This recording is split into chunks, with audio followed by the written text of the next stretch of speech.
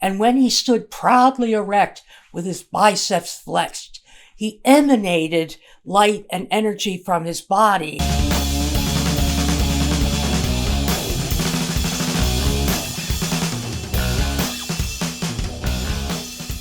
Hello again. We're back with Suzanne. We're going to do a viewer's mail segment. We got a bunch of questions from all over the states, and the world, right? And the world. Although this time I don't know if it's international. Yeah. We do have some viewers from Germany, listeners from Germany, especially who download the podcast. So, hello Germany again. For some reason, Suzanne, we have few listeners in Germany who listen to our podcast every week, every time we post something. That's cool. All right, so we have a message from Duncan Frere, if I'm saying this correctly. He loves your vocabulary, number one. It's a compliment. The way you speak, he's a big fan of the way you use words and the way you express yourself. Now, where did that come from? Like, how did you develop such a, let's say, well-crafted vocabulary?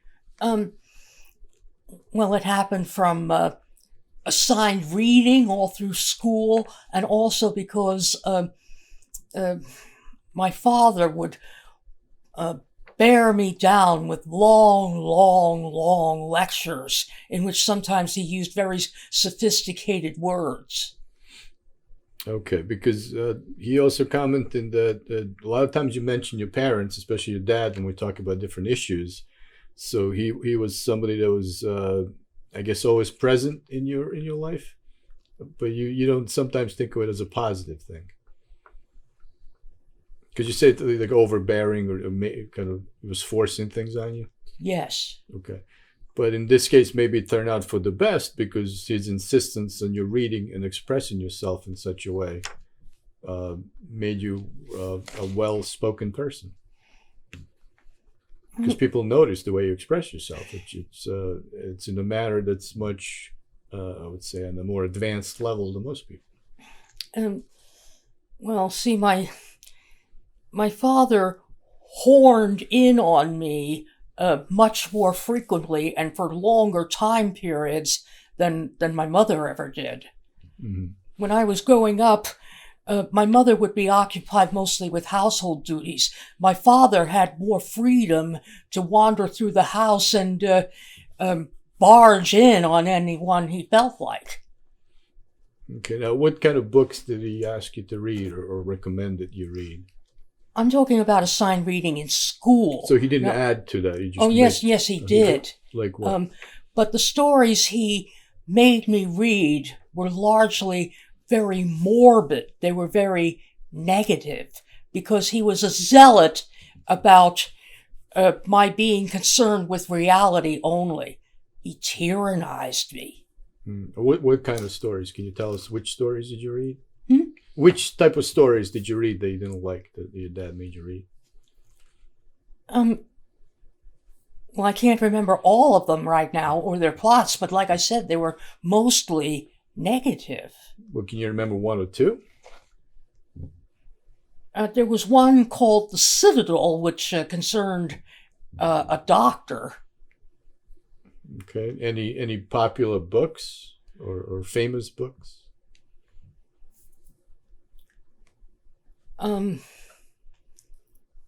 Well, one dates back to the late 60s, and there was a movie built around it in 1970, Airport.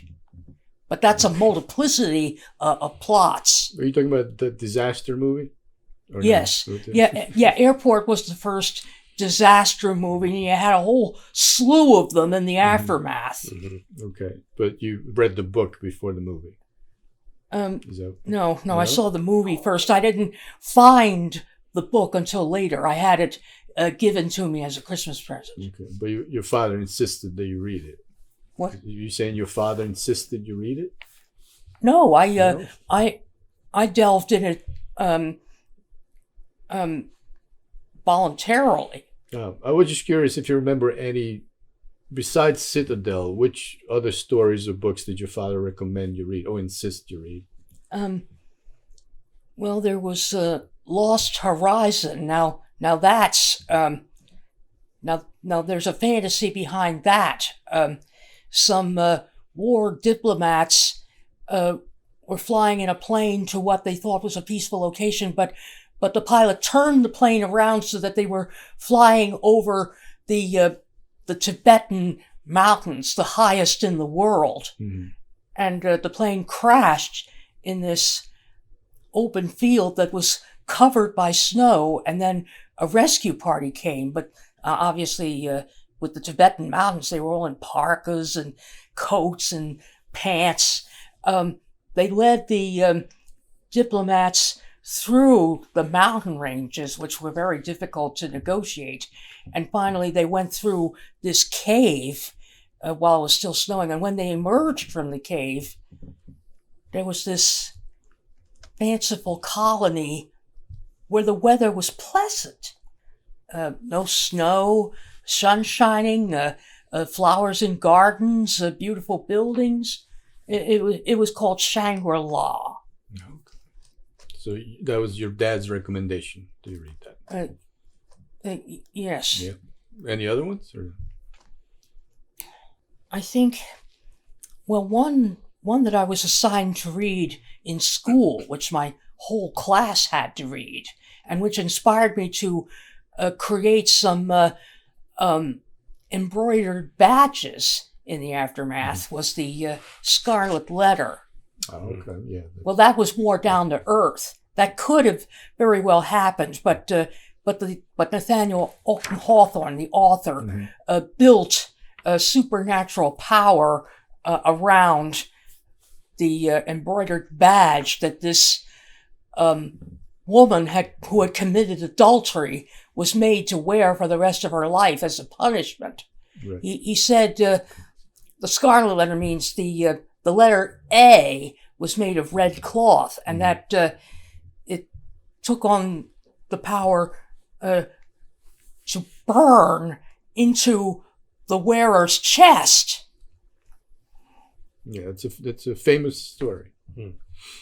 Okay, so Duncan Ferrer also has another question. He's wondering if it would be possible to get an interview with your brother, because he helps so much with your costumes, and he's a big fan of your costume work and embroidery. And he says your work is top notch.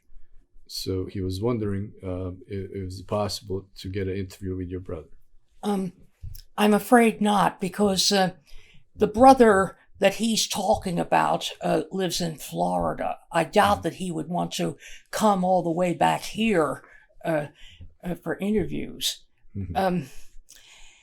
Well, it's true that I had my brother draw a lot of motifs, patterns I wanted to use, but I designed those patterns, but I didn't have the equipment for printing them. Mm-hmm.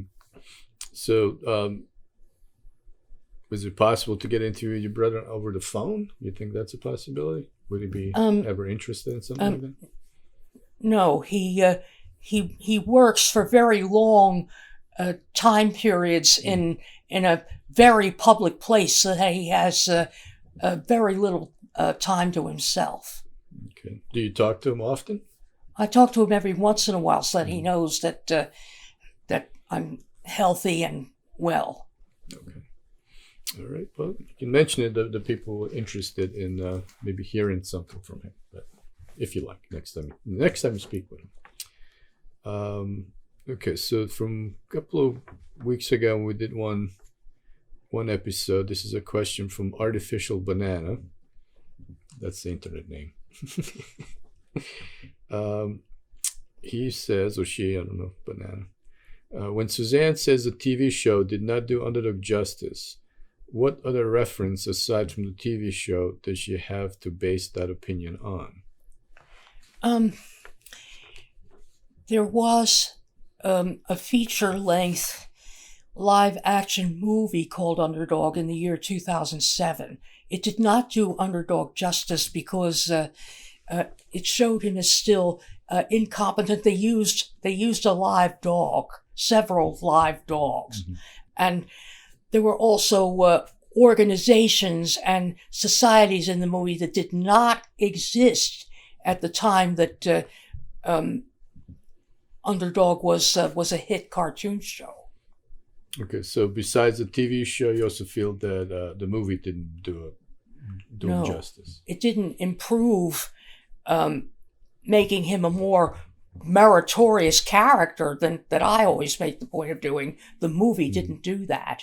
Well, wasn't he designed not to be one by the creators of that show? I don't know. It didn't receive high ratings, and it faded out after a few months. But I'm saying he was never meant to be a serious character by people who created the character. You chose to make him that, but the people who created the show didn't look at Underdog as a serious character. I can't help feeling that when they saw Underdog being showcased as not very smart, always too easily entrapped by the adversaries, and other substandard portraitures. They wished, why isn't he improved upon? I know that such opinions arose from people seeing the aforementioned live-action Batman TV series. That is true, actually. That is true. I had a conversation with the person who actually owns the movie rights to Batman, and he had said that when they were trying to make the movie, that's Mr. Uslan. he did say that they had a hard time. He was a young person when he bought the rights, and they had a hard time trying to get somebody to make the serious movie about Batman as well, because everybody looked at that TV show as a joke, and for them it took forever to get that Tim Burton movie made, because it was an issue to make that character now a serious character. So you feel that's the uphill battle that you have as well with the Underdog. Yes. Okay. So ArtificialBanana has quite a few questions for you. ArtificialBanana? Well, that's the internet handle. I don't know the person's name. I know that the questioners give themselves fictional names, but I just wish they'd use their real names so that I can. Well, some of them, if I correspond back and forth, will tell me the real name, but in this case, I don't know. For some other fans, I know the names, but I'm still not going to say it. I'm going to use the handle to keep the privacy. Okay, so this is a question. If Underdog means so much for you, or to you, why don't you ever mention Mighty Mouse, who is similar sort of character? And okay, so there's a follow-up question, but let's answer that one. So if Underdog means so much to you, why don't you ever mention Mighty Mouse, who's very similar? I remember Mighty Mouse from when I was a little girl. Well, he was more meritorious, but he was a mouse version of Superman. He too was an aerialist, but I outgrew my admiration for him when I got a bit older. One thing that Mighty Mouse always did was to have a constant musical bed all the time the drama was being acted out. I remember that. Well, I never had a musical bed for Underdog at every moment. I would use one every once in a while when I had to display his powers or yeah. Okay. Now, follow-up excuse question. me. That's one other thing I want to make.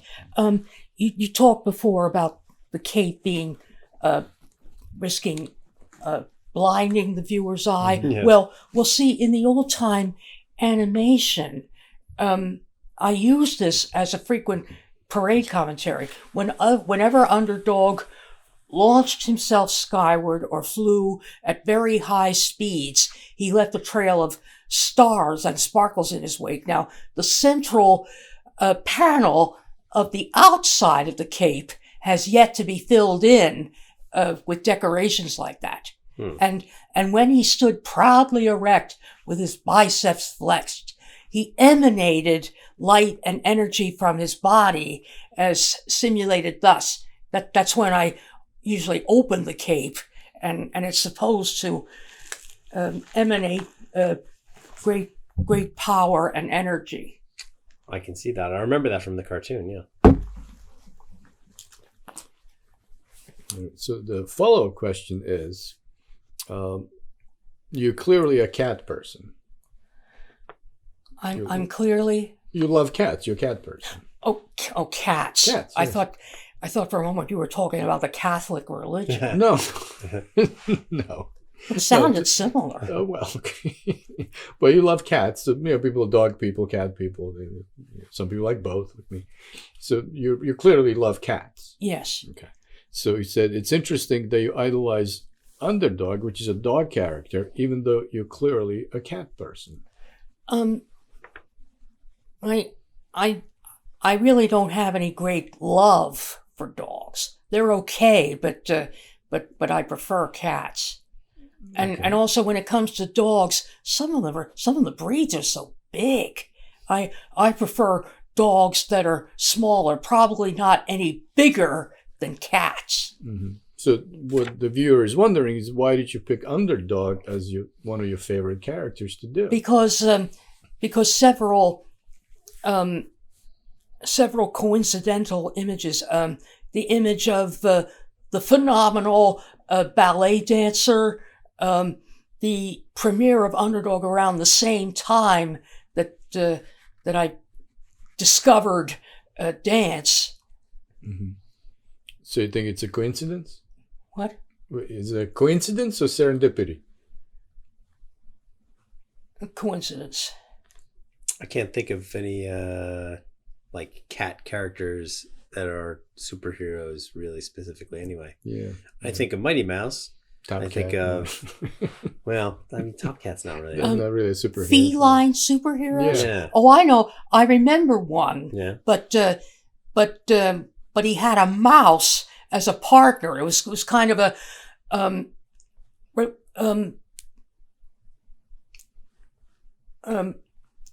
kind of a, I don't know if you call it a satire or a simpler picture of Batman and Robin. It was Courageous Cat and Minute Mouse. Yeah, I remember that. Okay. Courageous Cat. And it used the music for Peter Gunn as its backup. Right. Da, da, da, da, da, da, da, da. So, but you didn't go for that cat outfit. No, that character. I saw it when I was younger, and I'd outgrown my admiration of it. Okay, so that was an interesting question. Okay, so the other one was like a follow-up to Mighty Mouse. Do you regard Mighty Mouse as highly as Underdog? And if not, why not? Because I saw Mighty Mouse when I was younger and had not yet discovered theatrical arts like dancing.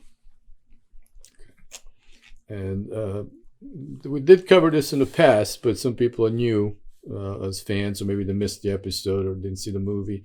So the comment is, do you have a lot of cat pictures behind you? And do you actually have a pet cat? And if not, why not? I used to own live cats. They were a big thing in my life. When I first moved away to my own apartment, I took the family's 2 cats with me, and when they died, I acquired others. But the last cat I had bit my finger, and the infection was so bad that it permeated my entire digestive system, so that I almost died. Okay. So I figured I shouldn't have live cats anymore. I can appease my appetite for petting and fondling cats with stuffed cat toys. Okay, where's Midnight? There it is, Midnight. Hello, Midnight. Okay, Want to wave to the viewers? High five. No claws. No claws. Okay. All right, so that was the thing. No, we okay. So that's the question. But I do remember the cat you had before that one, Blackie. Oh, before the cat who bit my figure, there was Ebony, and before that, Blackie. That's right, Ebony and Blackie. Yes, I do remember them. No, I didn't have Ebony and Blackie simultaneously. I know. Blackie passed away, then you got Ebony. Yes, that is true. So I met two of your cats. Okay. What would you regard as an appropriate punishment for Underdog's nemesis, Bar Sinister? Simon Bar Sinister. Yes. He was a criminal scientist. Yeah, what would be appropriate punishment for him? Well, since he was a scientist,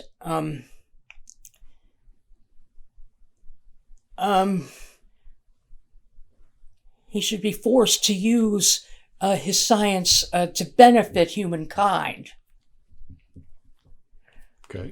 In the average prisons, they make the prisoners subject to work routines. They're not cooped in their cells every minute. Mm-hmm. So Simon should be made to make safe food preservatives, safe chemicals. Something to benefit humanity. Yes. Now, since we're on that topic, this is a question from Beyond Vaudeville.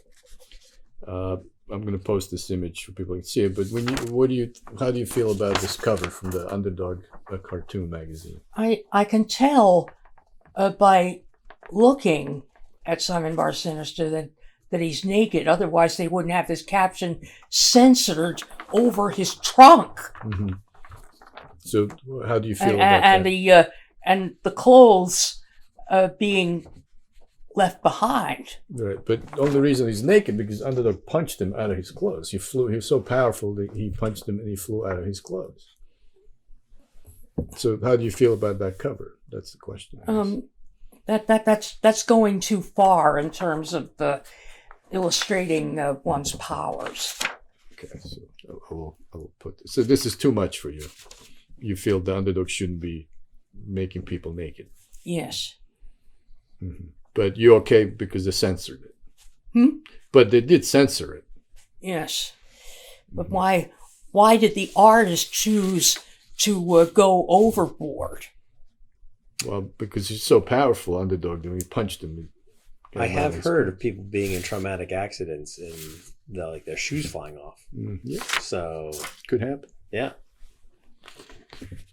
Okay. Well, that was a question from Beyond Vaudeville.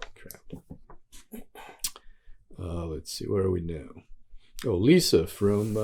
It's good that you have Midnight here because Lisa from Seattle, who's a big fan of yours and Midnight's, says, Suzanne, you have a brilliant mind, and she thinks you should run for president and Midnight should run for vice president.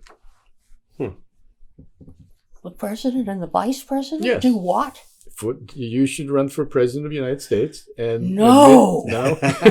You wouldn't no. No, you don't want to do that. No, because it's much too complicated a job for me to handle. You have crooked politicians. You have all sorts of people's opinions to deal with. You have to negotiate with other countries. It's just out of the question. Because people do feel apparently that you're more qualified than some people who are in the office. So you have more votes than some people, I guess. I will tell you, Suzanne, if you ran, I would vote for you rather than anybody else who's out there. Sounds like a write-in campaign. That's right. I think we should start a writing campaign, but you don't want the job, though. What, writing letters? Write-in campaign, like we could write your name as a candidate instead of. You mean if I were to get involved in the election hoopla? Yes, but you don't want the job. No. What if Midnight was president and you were just vice president? Because that's an easier job. That's out of the question too. Okay. Midnight isn't alive. She's just a stuffed toy. Well, some could argue about something else. All right. We got to move on from that. We got to move on from this. But okay, I think that is probably the smartest answer you gave possibly for that, because who in the world would want that job? Nobody smart would want that job. I agree with you, Suzanne. I wouldn't want that job either. Too much trouble. Okay, DMfilmfan, the question from him. Okay, so this is a comment from the episode when you were announcing your new costume, which is this is what you're working on now. But when you announced it, when we originally filmed the beginning of your costume, because of the time, I guess it was the summertime when we did that, it was around the 4th of July, he was under the impression that you're going to announce a new character called Constance Constitution that you can wear around Philadelphia. So I thought that'd be an interesting suggestion for a costume. Do you ever think of a character called Constance Constitution?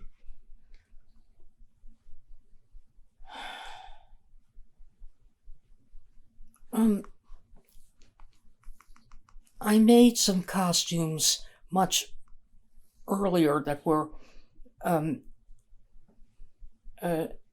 mini dresses, such as a skater or cheerleader might wear.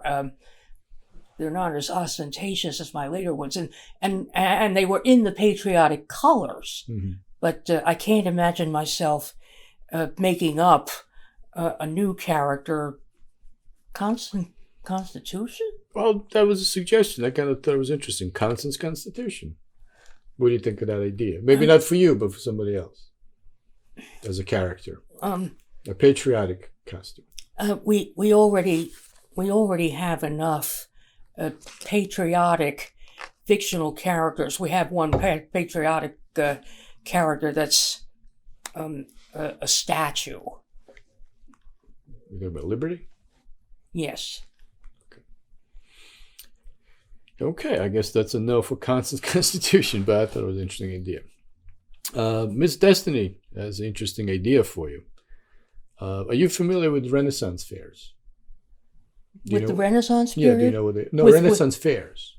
Renaissance what? Or festivals. Fairs, so festivals, Renaissance festivals. I've heard of them, but I've never gone to one. Do you have an idea what they are? Well, it's more middle-aged than Renaissance. Yes, but people do wear costumes and they make the outfits, so there's a lot of similar craftsmanship. Yes. Right.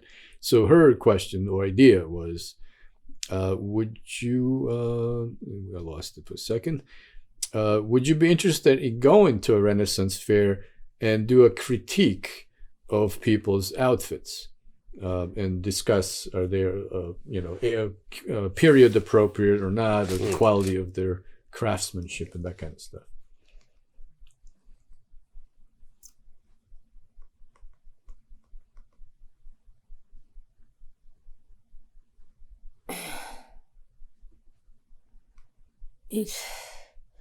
It reminds me of a very frustrating and painful experience I had from summer of 1978 to the summer of 1979. Well, what happened then? In Wildwood, for quite some time, it finally burned down in 2002. Was one of these walk-through haunted houses. It was called Castle Dracula. But the costumes and the tableaus weren't at all authentic. Mm-hmm.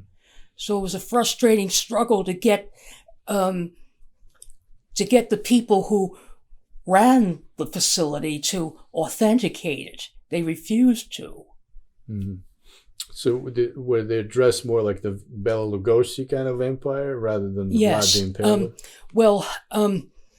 Well, most of the live employees wore very general horror costumes, black robes with hoods, painted faces, or the tableaus themselves you could find in just about any haunted house. They didn't bend their efforts to authenticate them the way it was in Dracula's time. Mm-hmm. Mm-hmm.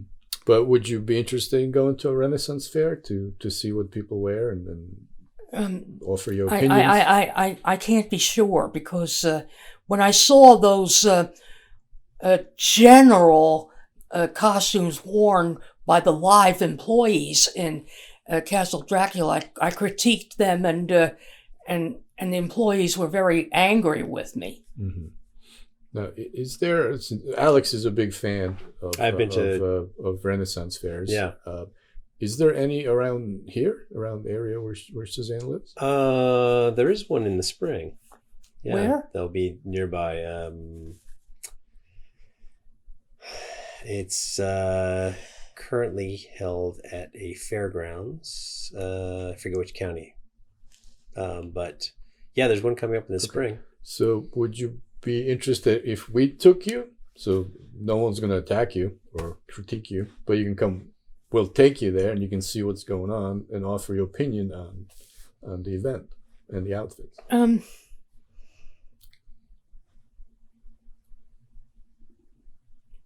One thing that was insinuated in a supposedly medieval fair that TV cartoon Aardvark Arthur went to. One booth was testing one's IQ, and I forget the wording of the question, but Arthur said the Earth and other planets revolve around the sun. But then this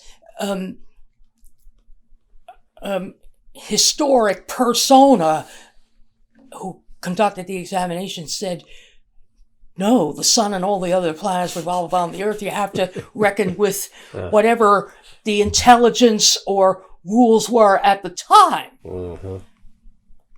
Well, so if I were to go to a Renaissance fair and see it more on the medieval side than the Renaissance side, I would state my negative reactions to it and antagonize the people who either ran or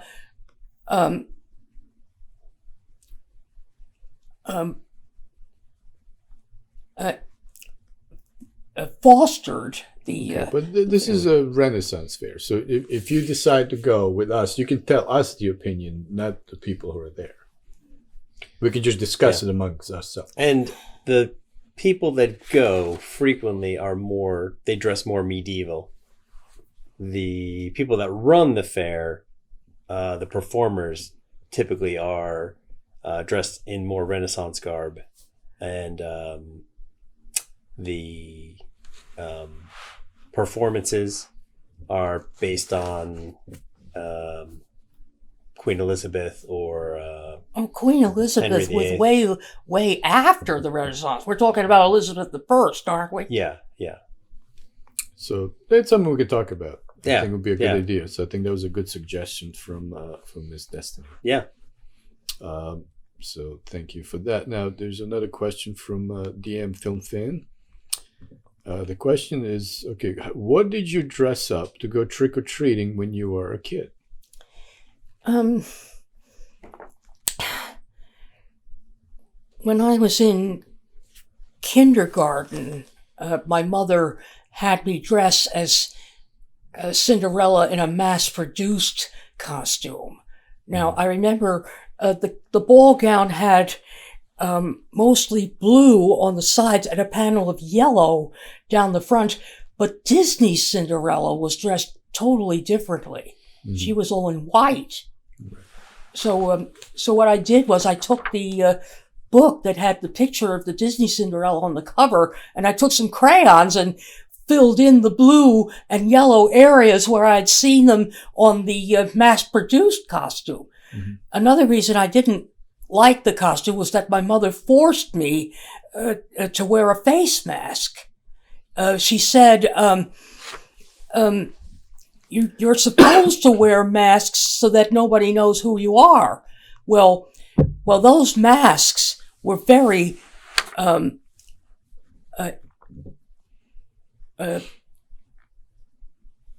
ineffective because, see, here, you see Midnight's face.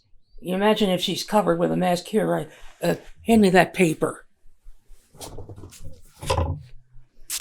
Okay. If she's wearing a face mask that covers her whole face, you're not supposed to recognize her. But I saw a TV commercial in which a boy and a girl wore Mickey and Minnie Mouse masks. They turned their heads sideways to look at each other, and now look, you can see that Midnight is a cat and not a human being. You could still recognize the children if you were familiar with their side or even back views deeply enough. Mm-hmm. So, what other costumes did you wear as a child?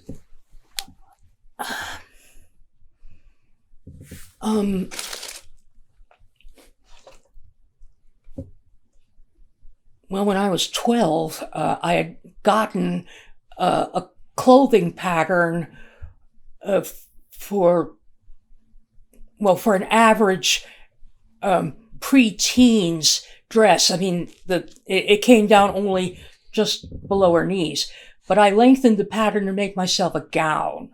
Mm-hmm. But I didn't know anything then about making other garments that kept me warm and yet were part of the overall design.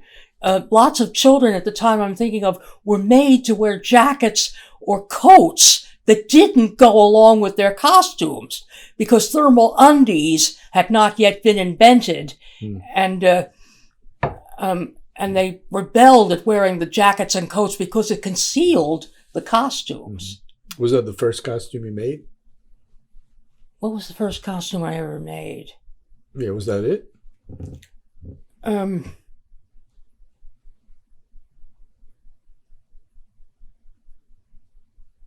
It might have been. Mm-hmm. And do you remember the first Halloween that you went out trick-or-treating? What did you wear then? And how old were you? I probably was kindergarten age and wore that Cinderella costume. Oh, that's the first one? Okay. But by 12, you were making your own. What? By 12, you were making your own. Yes, but I wasn't as skilled in those days. Yes, I would imagine the 12. No. Okay. Now, what is your opinion of Charlie Brown Halloween cartoon? It's a Great Pumpkin. It's not a costume; it's a fictional character. Yeah, but what is your opinion of the cartoon Charlie Brown Halloween? It's a Great Pumpkin. Creating such a fictional character that supposedly flew over the world, or at least the country, bestowing gifts was too much like Santa Claus. Also because Linus was made to believe in the being, and when he was making his vigil in the pumpkin patch, Snoopy rose up from some projections, either corn or pumpkin plants, supposedly. But you could tell from Snoopy's silhouette, he was not supposed to be a giant pumpkin, and then he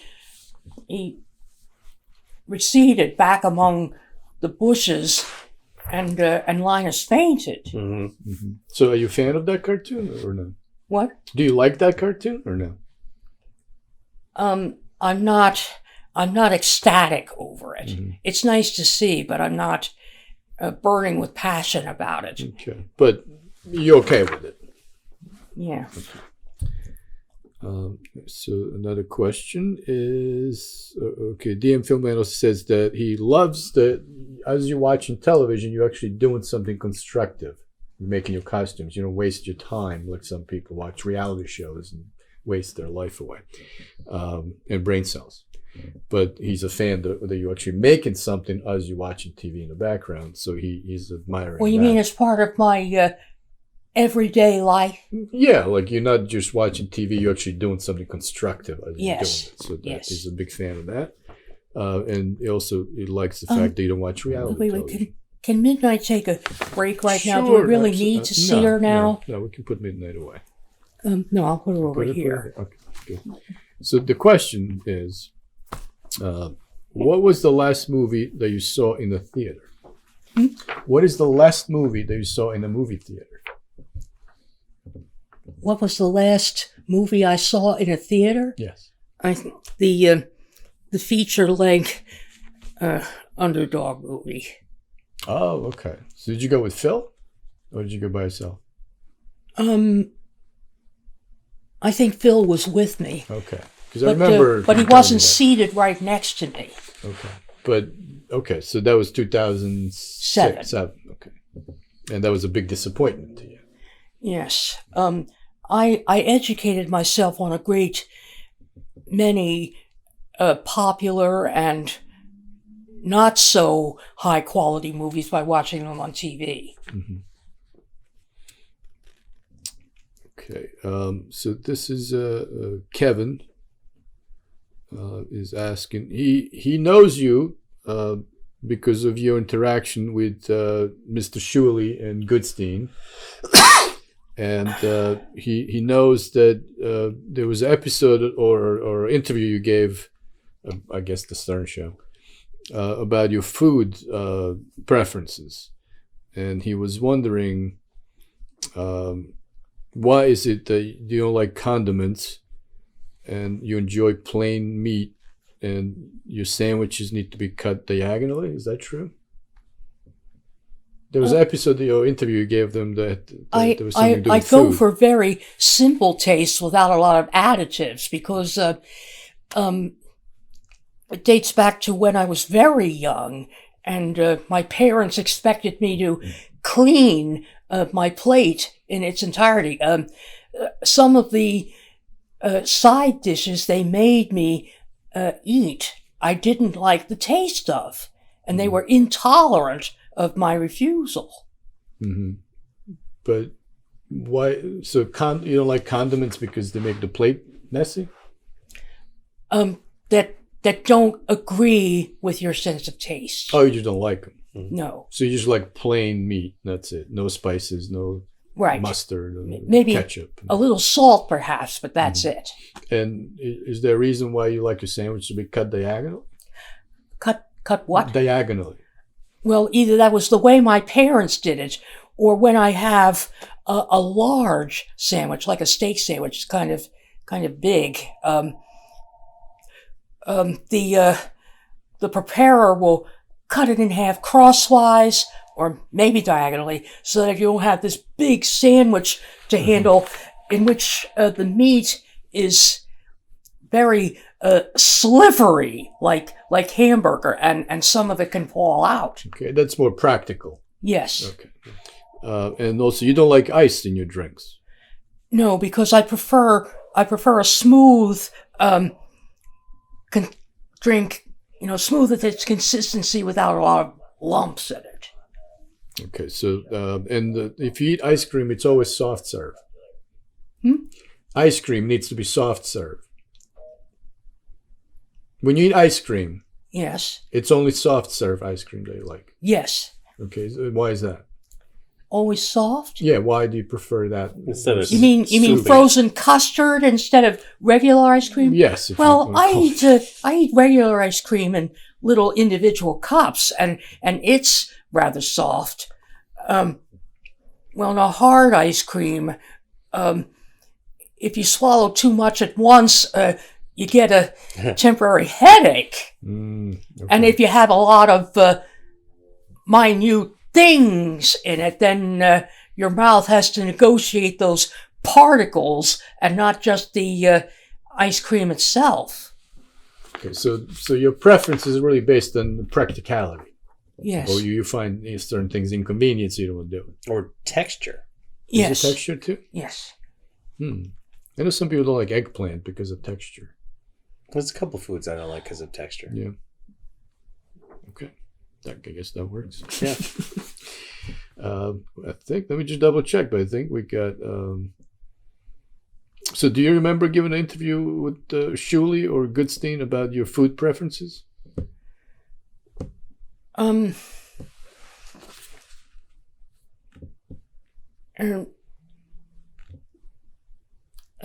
Mr. Shuley once said that that I'm very simple in my tastes, my preferences.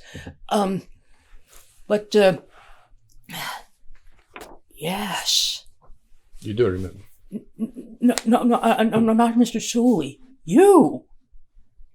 What did I?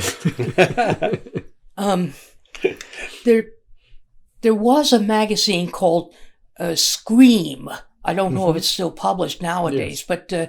but one of the key people had an interview with you in which you were discussing me, and you said that once someone gave me a glass of Hawaiian Punch with ice cubes in it, and I refused to drink it. Well, that was actually a Jimmy Kimmel.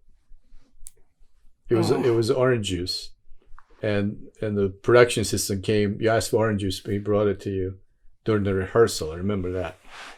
And they gave you a cup of orange juice with ice, and you refused it because you had ice in it, so they had to go get back the orange juice without ice. Yes. Yeah, I remember that. That's also why when I drink orange juice, I always drink a brand or individual carton that's pulp free. Mm-hmm. Yeah, but I don't think they were surprised, people who work at the big TV shows, because they probably get all kind of requests from famous people that are maybe peculiar to them, so they don't pay attention to that. Yeah. I don't think they even thought twice. I thought it was amusing, but you like it the way you like it. That's okay. Yeah, it's fun. Well, I think that's all we have for the viewers' mail. So thank you, Suzanne. But you said I was going to do another face-to-face interview with Rich Brown at 3:00. You got time. Oh, we still got over an hour. Yeah, you have time. That's why I pushed it at 3:00. So that's going to be a different interview. We'll be at vaudeville. Rich is going to. We're going to log in, and you're going to do a live stream to LA at 3:00, which is 12:00 their time. All right. Well, thank you, Suzanne, for answering all the viewer questions. And if anyone has any other questions, just keep sending them, and I'll put them together. I'll compile them. If I missed anyone, I apologize. I think I got everyone since last time. And thank you, Suzanne, for answering all the fans' questions. Thank you for the opportunities. Oh, should Midnight wave again? Sure, why not? Let Midnight Come wave on. goodbye. Come on, Midnight. There you go. Well, goodbye, Midnight.